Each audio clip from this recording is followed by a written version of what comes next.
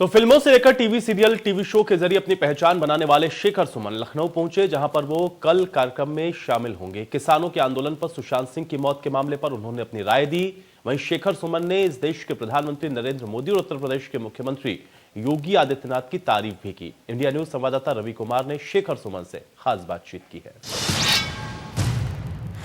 TV से लेकर फिल्मों तक अपनी अलग पहचान बना चुके हैं। वो गायक भी हैं और राजनीति के भी जानकार हैं। हम बात कर रहे हैं शेखर सुमन से, राजधानी लखनऊ पहुंचे, उनसे बात करेंगे। सर, लखनऊ आना हुआ, क्या कुछ है कार्यक्रम? अपना कार्यक्रम है, कल है, जरा लोगों के साथ इंटरेक्शन है, गाना बजाना है, शेर व शायरी है, थोड़ी नज़्म है, कविताएं हैं। तो ये सब जो बेसिकली एक कलाकार, एक फनकार करता है। हम लोग कहा कि पैंडमिक से पीड़ित लोग पिछले 6-8 महीने से घर में अपने ही कायद हाउस अरेस्ट में थे। अब ये मौका मिला है और लखनऊ तो इतना एक खूबसूरत शहर है और यहाँ दर्शकों की जो पकड़ है चीज़ों पे, ख़ास तौर पे नज़मों पे या ज़बान पे, वो अपने आप में अद्भुत है। तो मैं बहुत खुश हूँ कि मुझे ये मौका मिल रहा है कि कल मैं अपने दर्शकों से बात कर सकूं और उनके सामने अपना कार्यक्रम प्रस्तुत कर सकूं। क्या कुछ याद कर रहे हैं लखनऊ आने के बाद?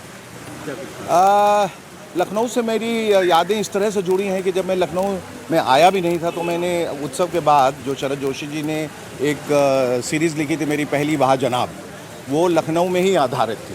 तो मुझे लोग पटना से कम और लखनऊ से ज़्यादा समझते थे। वो कहते जिस तरह की ज़बान और जिस तरह की शैली आपकी है और जिस तरह से आपका व्यक्तित्व है, आप लगता है लखनऊ से हैं। हालांकि मैं तब तक लखनऊ नहीं आया था और लखनऊ इसके बाद आने का मौका मिला। बहुत खूबसूरत इसका अपना एक इतिहास है और चाहे वो खाने पीने की बात हो, चाहे तहज़ीब की बात हो, चाहे ज़बान की बात हो, मिठास की बात हो, सब कुछ इस शहर में वाबस्ता है।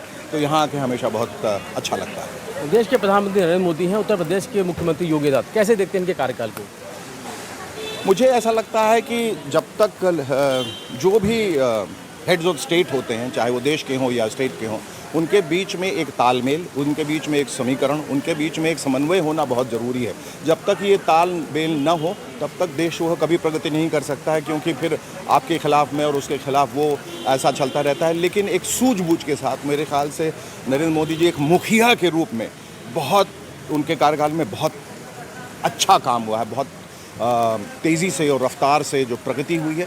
देखिए, ये देश एक दिन में या 3-4 या 5 साल में बदला नहीं जा सकता कि जितनी कमियां हैं, जितनी खामियां, उसको ख़त्म कर दी जाए। लेकिन अगर आपकी मंशा ये है कि मुझे पॉजिटिवली इस देश को आगे ले जाना है सकारात्मक तौर पे, तो वो पहल उन्होंने ज़रूर की है। और योगी नाथ जी को मैं बधाई देना चाहता हूँ कि फिल्म सिटी की शुरुआत उन्होंने की। और वैसे भी मैं जो देखता रहता हूँ न्यूज़ में, यूपी काफ़ी कुछ बदल चुका है और विकास दुबे के बाद और तमाम जो जितनी परेशानियाँ यहाँ पर आईं और वो जो यहाँ पर क्रिमिनल एक्टिविटीज़, इतनी गतिविधियाँ बढ़ गई थी, उस पर बहुत ज़्यादा कंट्रोल हुआ है। शहर साफ़ सुथरा, एयरपोर्ट आप देख रहे हैं कितना अच्छा हुआ है। तो प्रगति आप देख सकते हैं, उसके लिए बोलने की ज़रूरत नहीं है।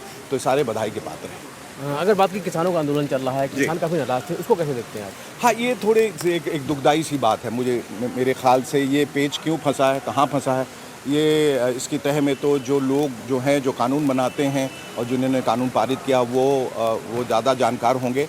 बहरहाल ये है कि ये एक संवेदनशील, मुझे ऐसा लगता है कि अगर किसान अगर कुछ चाह रहे हैं तो थोड़ा सा उन पर तवज्जो और देना चाहिए। और बेचारे ठंड में अभी परेशान हो रहे हैं। ऐसा नहीं है कि सरकार सुन नहीं रही है, शायद कहीं ना कहीं कानून की वजह से ये पेच फंस गया है। तो एक बीच का रास्ता अपनाकर इसके जल्दी से जल्दी अगर इसका हल निकाल दें तो बहुत खुशी होगी। मामले में भी आप आगे आए थे, आपने विभाग अपनी बात रखी थी, क्या कैसे देखते हैं उसको भी? तो मुझे बड़े दुख की बात है कि जिस तूफान को लेकर हम लोग आगे बढ़े थे, वो कहीं ना कहीं धूमिल इस वजह से हो गया कि जो मीडिया का हमें साथ था या लोग जो बोल रहे थे, प्रिंट मीडिया, इलेक्ट्रॉनिक मीडिया, फिर सोशल मीडिया, वो वहाँ थोड़ा सा उसका असर कम हो गया। हमने जब ये केस की लड़ाई लड़ी थी और सीबीआई को दिया था, तो हमें लगा था कि 1-2 महीने इसका नतीजा आ जाएगा, रिपोर्ट आ जाएगी कि इस मौत के पीछे वजह क्या है, लोग कौन से हैं, क्या वजह थी जिसकी वजह से उसे खुदकुशी करनी पड़ी। लेकिन वो नतीजा अभी तक बाहर नहीं आया।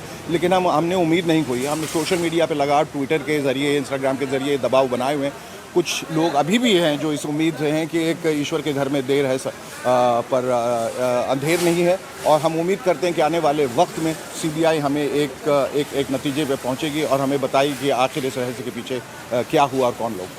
कोरोना की वैक्सीन आ चुकी है, 16 तारीख से वो लगाई जाएगी। लोगों क्या कुछ करा जाएगा, क्योंकि यूपी ने काफ़ी काम किया था, योगी जी की अगुवाई में बहुत बड़ी पहल। आप देखिए कि पूरे विश्व में, जहां अमेरिका ने अभी फाइजर से शुरुआत की है और यूके में भी इसकी पहल हुई है, हिंदुस्तान इस मामले में सब कितना आगे है, आप इस बात से उम्मीद लगा सकते हैं कि कम से कम 100 देश जो मैं देख रहा था न्यूज़ चैनल पे जो यहाँ की वैक्सीन खरीदना चाहते हैं और जल्द से जल्द ये वैक्सीनेशन का प्रोग्राम हो। और सरकार की जो पहल है कि कई जगह तो मुफ्त वैक्सीन भी लगाए जा रहे हैं, क्योंकि बाहर वाली जो वैक्सीन है वो बहुत कीमती है और वो बहुत लोग अफोर्ड नहीं कर पाएंगे।